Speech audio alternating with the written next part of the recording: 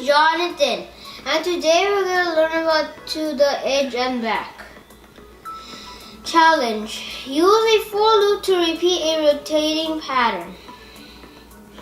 In this challenge, you'll practice finding repeating patterns.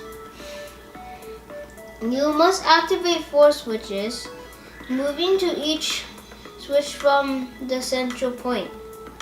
Break down the puzzle by figuring out the sequence of commands needed for your character to activate the first switch and return to the central point.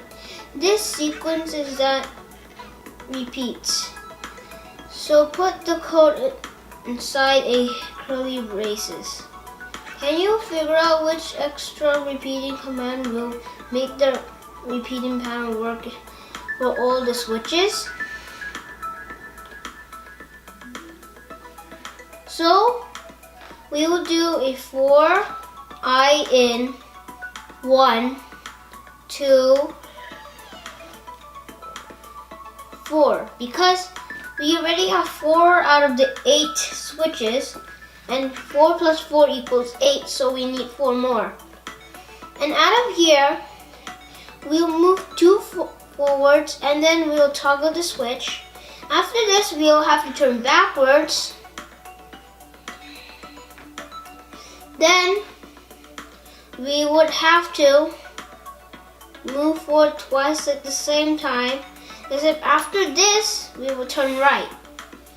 Now, Buddy's going to be facing a different direction that time, so he's going to repeat this until he's finished.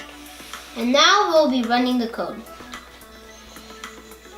I'll run this faster, so it goes a little faster.